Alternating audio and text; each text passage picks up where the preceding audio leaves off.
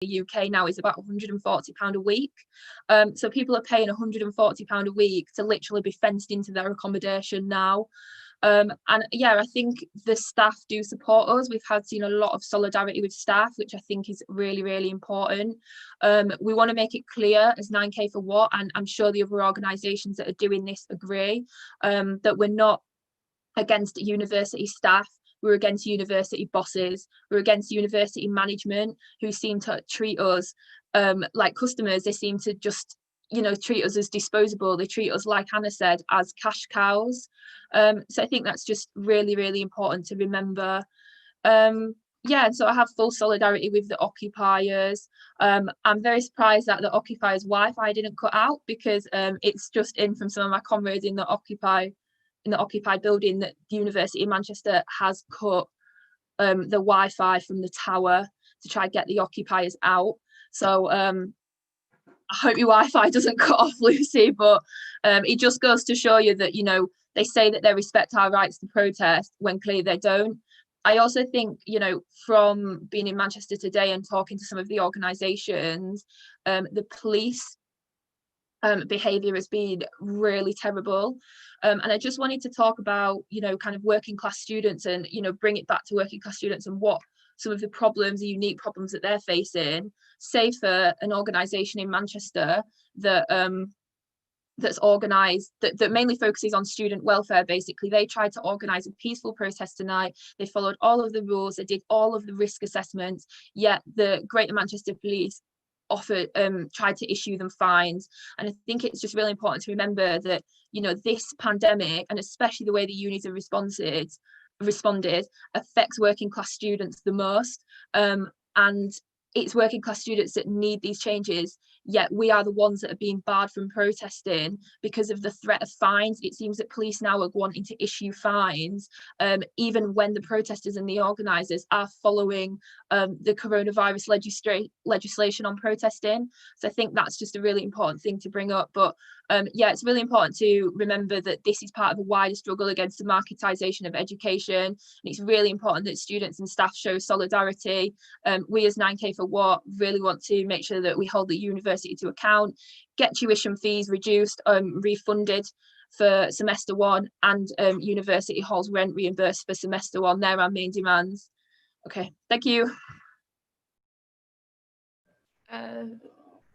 Thank you so much, Laura. That was really fantastic. And you did mention that you'd hoped our Wi-Fi hasn't been cut out. I'd like to say we are without Wi-Fi now. It's been cut out completely, despite the fact that someone who works for the halls of accommodation actually lives in this building. A Res Life person lives in this building, so our Wi-Fi's gone. Hopefully they don't cut our internet, our electricity or our gas or anything like that yet.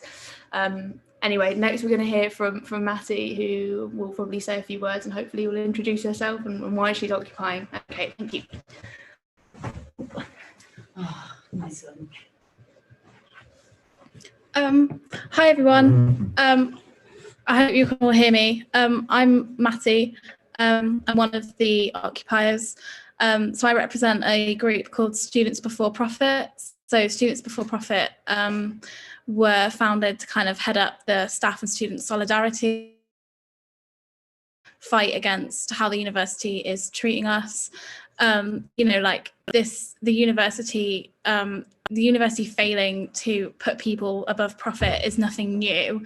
We've seen this before. We saw it with the strikes. We've been seeing this for a while, and yeah, it really has. It does feel like we really have reached a crisis point where the university is just absolutely refusing to meet our demands. It's refusing to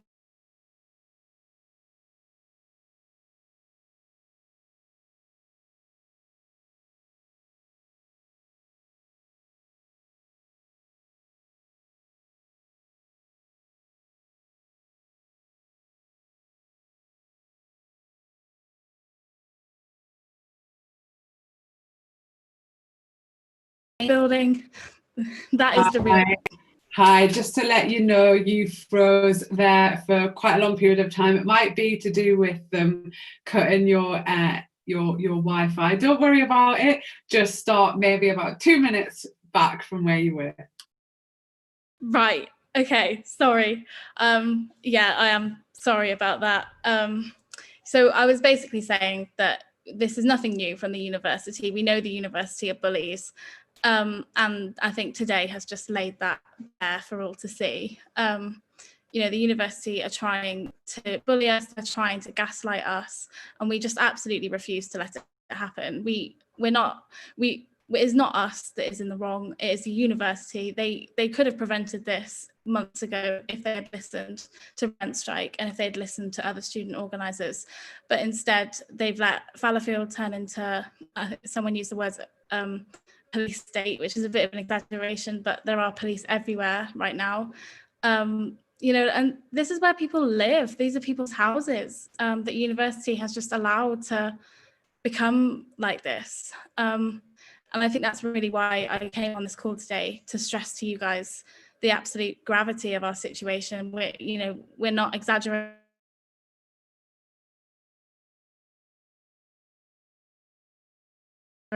any of this. We are being bullied.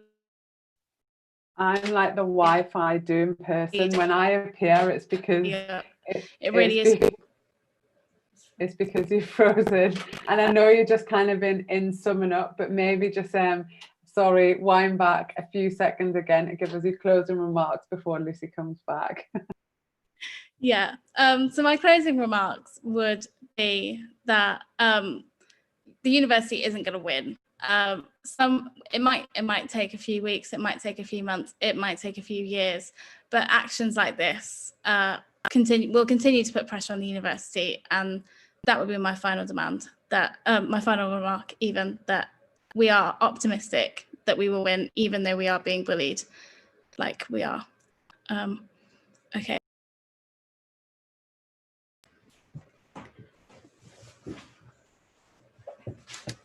Thank you so much for that, Matty. I'm really sorry, everyone, about the internet. They literally cut it off about 5 minutes before I was going to start this call, and I was thinking, oh my God, what am I going to do? But no, they've cut us off. Hopefully it will get it back after some pressure and some mean tweets. I'm going to take some time to answer questions now that have been sent to me, and then we're going to sum up shortly with a list of our demands read by another one of our lovely occupiers.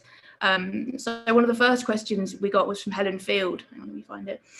She asked, are the halls of residence run by private companies, and how much does it cost? As far as I'm aware, all the halls of residence on this campus, in the Fallowfield campus, are owned by the University of Manchester. So not a private company, they are owned by the university. And I think the starting price is somewhere around £100 a week.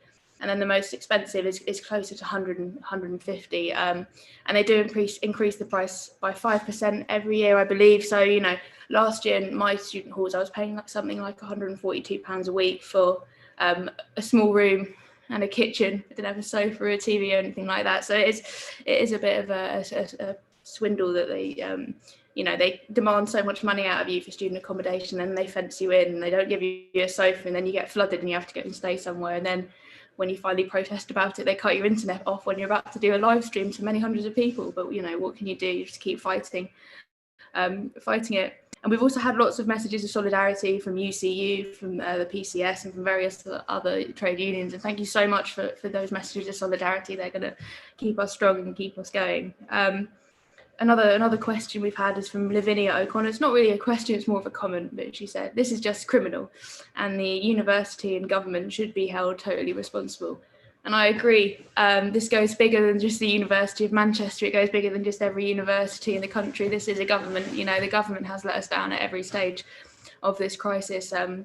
You know, whether it was going into lockdown too late, or blaming the teachers for not wanting to go to work in frankly unsafe conditions, or for whatever it was, or for, you know, yeah, the government has let us down. You know, they let us down in the 10 years before this crisis happened. They let us down with 10 years of austerity and cutting back on the vital public health services that we need. And they continue to let us down with cuts to the NHS and cuts to nurses' pay and all these sort of things that have left the country barely able to sustain itself, you know, regardless of a pandemic. And now we have a pandemic that's killing tens of thousands of people, and the government is still sort of neglecting its responsibilities. I've also had another question. How can this even be called higher education? I think how can it even be called education from the universities is interesting. I think I've had a fantastic political education at university, whether it's even though it's not been from my lecturers. I've had a fantastic education from my lecturers. It's just, it's been better to be educated politically through actions like this rather than through lecturers. And then another question, which is a very important one, from Tiggs Manley, is what can those outside of halls and universities do to help? Oh, where to begin? I think one of the most important things is I suppose showing your solidarity, whether that's by if you want to help us who are occupying, please show your solidarity. Please send us a message of solidarity. Please put pressure on the University of Manchester to listen to us, and to Nancy Rothwell, please, if you're listening, please listen to us. If you're a student and you want to help, please join the protest. Please join UOM rent strike. If you're paying rent at any university, consider either joining a rent strike or starting one yourself, because that will put them seriously out of pocket, and it will also annoy them immensely. I think finally, just learn what the university is doing. If you're paying tuition fees, is it being put towards arms companies, or is it being put towards fracking companies or anything like that? Learn and educate, and try and educate others. What can others do? Just keep showing solidarity, keep showing up to protests, and keep showing up to public meetings. I think for the final few minutes, we're just going to have Lot, who is another occupier, read out sternly our very long list of demands. And if you have any other questions, put them on the Facebook Live message, and I'll come and try and answer them myself. Thank you. Lot, you ready? Okay.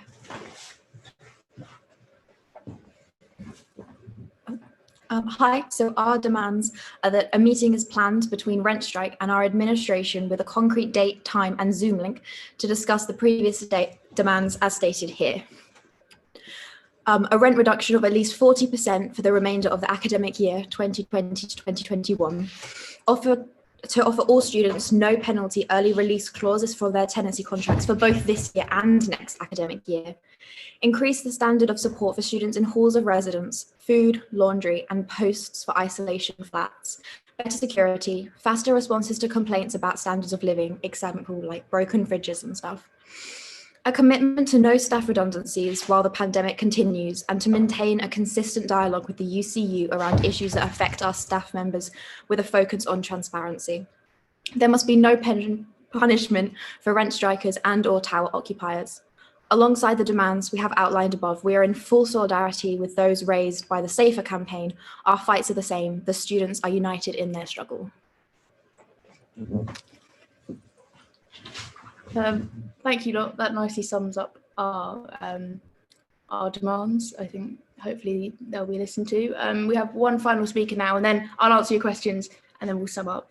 And I just wanted to mention that I'm going to be going live periodically and chatting to people on the People's Assembly Facebook page. So if you want more updates, just follow their page and keep up with what they're doing. So Serena, are you there, and are you all right to speak for about your experiences as a student? Yes. Yeah, hi. So I'm in the Fallowfield campus in Oak House, and I was also at the protest last week. And basically, I mean, some of the stuff that I think is most sort of like outrageous when I've told other people is when we had to go into isolation. So we had to go into isolation for 2 weeks, like almost maybe a week after moving to Uni of Manchester. And obviously a lot of us have come from different cities, so this is already a really daunting experience. And obviously with coronavirus, we haven't been able to make like as many friends as we might have, say like from courses, from tutorials, from lectures. So then when we went into isolation, we got absolutely no help from the uni. We have email proof of them telling us to break our isolation if we needed to go and get food or get our post or do our laundry. So they literally told us that we could break isolation. They then gave us like isolation boxes with food. But we got that 2 days after coming out of our isolation. And I don't know a single person in Fallowfield who got it like when they were in isolation. Everyone got it on the day they came out or a few days afterwards. And also all the food went out of date 2 days later. So that was obviously really effective from the uni. Then obviously in terms of the fences, like that was the last straw. But there had been a build-up, like including this isolation, including the lack of communication. They've been absolutely shocking in terms of like emails. Even before we came to Manchester, I remember being on all these group chats being like, what is going on? Just because we hadn't heard anything, and they still are awful at communication. I mean, they've got a little bit better this past week, but I think like that's because they've got the bad press they sort of need to fix up. But yeah, so they've been awful at communication. They've been awful at student support. I got a phone call the other day from Res Life saying like, oh, how are you holding up? And I was like, well, what do you think? Because I'm not really sure what they expect when they've been treating us like animals, literally caging us up with fences. And so obviously we've got the inquiry now, but like I have issues with the inquiry in that I don't think it's going to be, I mean, it's conducted by a former vice president of Manchester, so you sort of have to question the bias. And also the fact that it's an inquiry into the fences and it's not an inquiry into how they've treated students like over lockdown as a whole or with coronavirus, because also there has been nothing in place for them to try and help us like make friends, I guess. You sort of, I mean, I don't know how I've made friends, but I think most of it was from group chats. But yeah, so, I mean, if there are any questions, feel free, but that's basically the summing up, I guess. I mean, also another really outrageous thing is that they literally put up one of the fences and they put up a banner on it and it said, keeping our students safe. And it was outside the block of the boy who killed himself literally a few weeks before. And so obviously they've been really, really considerate and sensitive. And also that boy was on my course, and obviously I didn't know him because I don't know anyone on my course, but they just sent around an email saying, dear student, a boy in your course has died, and the subject heading was student death, and it just came around like at a random time. Like some of the people I know were in tutorials and seminars, so when you get something popping up on your phone saying student death, it's not exactly very sensitive at all. So I'd also have to question their sort of whether they actually care about their students' well-being ultimately. Thank you so much, Serena. It was really good hearing from your like first-hand experience of how not great the University of Manchester has been with the fences and the lack of mental health support, and how you were treated when you had coronavirus and not getting any food supplies. It was like, I remember hearing about it for the first time from some freshers at a protest, and I just couldn't believe it. And I've told other people that. I told Sky News that, and they couldn't believe it either. So hopefully with people like us, you know, talking the good talk and fighting the good fight, people will start to listen and make a difference. I'm going to answer a few more questions and then I will wrap things up. So yeah, I think the first question I'm going to answer is from Edmund Burke, is what are the opposition political parties doing about this, and why have they allowed this to get to this stage? That's a complex question. I think we haven't had an opposition party apart from the Lib Dems that are not going to do anything in power since, you know, before 2010. We have to sort of look at the government. They're the ones who have been doing this, and they've just had, you know, a general election that they won fantastically. And on top of that, a very decent socialist Labour leader who would have been talking the good talk and, you know, fighting for us at every stage is no longer the leader of the Labour Party. And whatever your views of that, that is a shame. You know, as a student, my opinion is that is a great shame, because I know that Jeremy Corbyn was a fantastic comrade and a fantastic person, and I've met him and he's one of the nicest people I've ever met. So yeah, that's probably one of the reasons why the opposition parties aren't really doing this much. Obviously, you can't blame a party that isn't in power for its, you know, actions when it's not in power. But I think we need to look at, you know, the failings of the Labour Party through one lens, and then the failings of the Conservative government, which are much more, you know, much worse, through another lens. And we need to be fighting the Conservative government, because that's the one that's been putting us in this situation, and for the last 10 years, for as long as I can remember, since I was 10, 11 years old. I've also had from Lindsay Robertson Forges, are you in talks with other students at different universities to also take action? And the answer is yes. There is a sort of a nationwide rent strike group. They met the other week, and they, you know, they will be planning more rent strikes. They will be building and growing their rent strikes. In terms of what we're doing, this occupation, I don't think we're not in talks with any other universities at the minute, but I don't think we'll be the first people to occupy a university this year anyway. We're definitely not the first people to occupy a university, but we won't be the first and we won't be the last either. I know that we've had, messages of solidarity from Glasgow. I have to shout out Glasgow University Tenants Union because they sent us 6 pizzas tonight, is keeping us fed. Thank you so much for that, Glasgow University Tenants Union. And we've had messages of support from various other universities as well.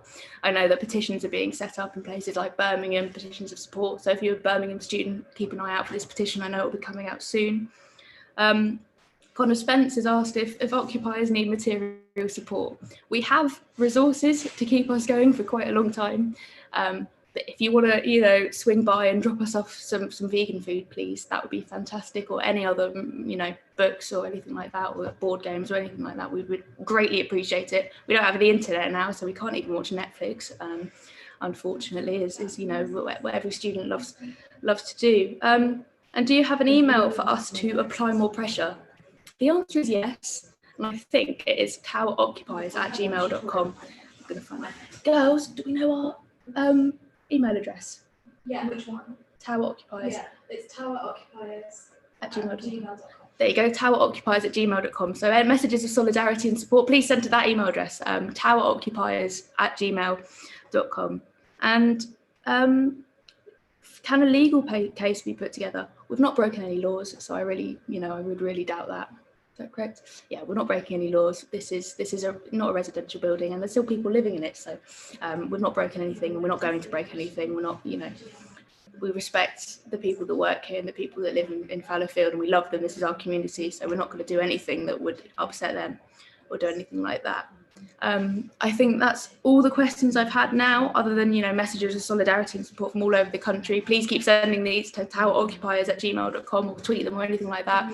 Please, please, please continue to put pressure on your union, to put pressure on Nancy Rothwell and the University of Manchester management. Please keep tuning in to the People's Assembly Facebook live stream, because I'm going to hopefully keep doing things like this if my data doesn't run out, or maybe they'll restore the internet if we put enough pressure on them. But please keep tuning in. Follow UOM Rent Strike on Twitter and keep tweeting in support. We're not going anywhere. We're going to keep doing this. We're going to keep fighting for students and keep fighting for ourselves and keep fighting for working people, whether that's against the University of Manchester, against the university system, or against the Conservative government. We're not going anywhere. I think that's all I have to say. And solidarity, comrades. Okay, thank you.